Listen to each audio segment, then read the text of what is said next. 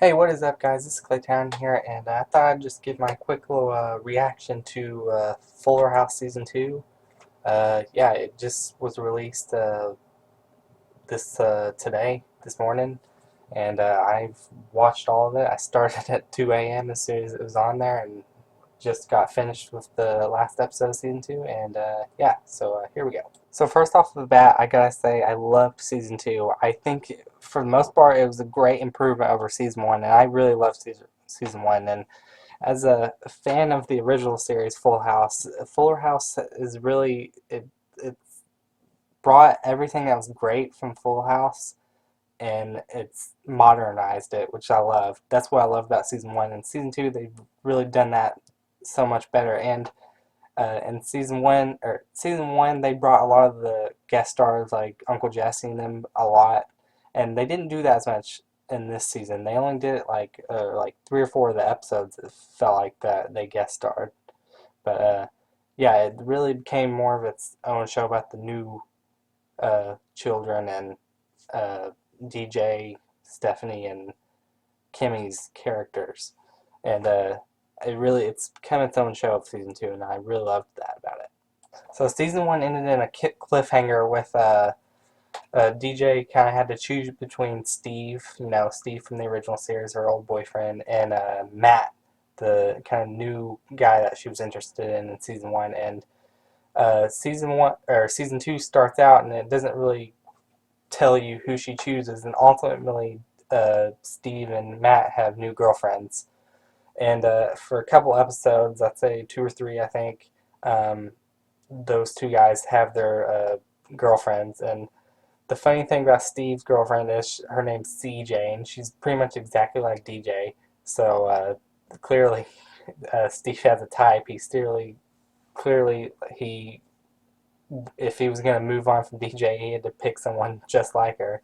And Matt chose this crazy girlfriend that I guess she seemed to be obsessed with exercising and gymnastics or whatever, but he ends up breaking up with her, and him and DJ end up together, at least for now.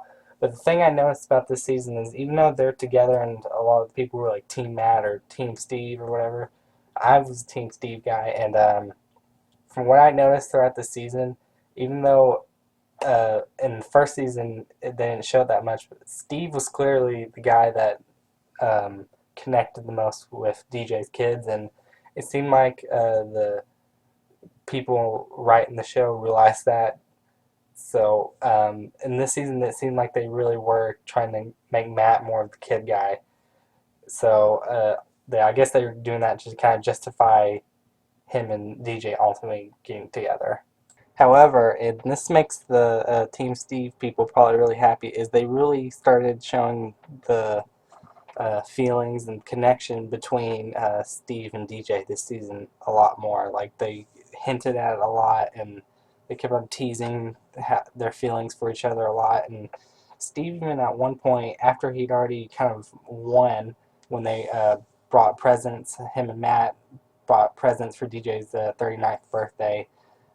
He brought one of her childhood memories, like if you remember in the original Full House show, she had the pillow with the pillow person with the hands and the feet or whatever, and he went and got her one, and she loved it. And Matt just got them a pair of tennis nets or whatever you call them, and yeah, and anyways, they ended up that this was the episode with the New Kids on the Block, and long story short, Steve ends up getting 3 tickets to see New Kids on the Block for DJ, Stephanie, and Kimmy, and gives Matt the credit.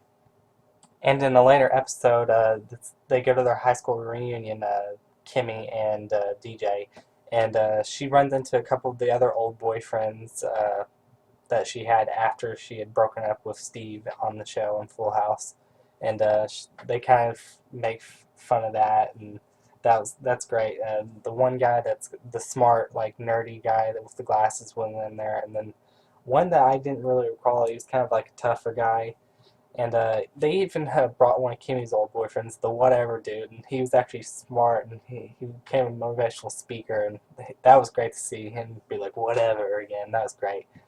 And but anyways, and then the two other boyfriends of DJs are kind of fighting over her and whatever, and Steve shows up to kind of rescue her, get him out of there, and they really kind of bond and think about all their memories and stuff, and uh, it's great. And then he kind of ends up telling her, I think it was the same episode that he's gonna propose to CJ, and that was like, dang man, maybe they're gonna finally nip the bud on the DJ Steve romance or whatever. But in this very last episode, DJ he ends up having DJ not only help him write his proposal, but she ends up being the one that has to propose to CJ for Steve.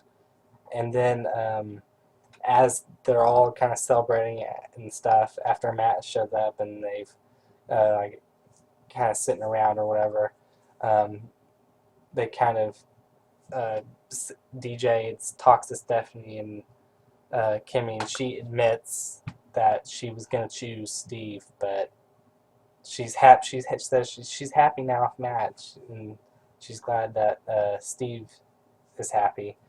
And even at one point, they showed Steve and DJ looking at each other after the proposal and whatnot. They kind of had that look. So I'm still holding out for DJ and Steve.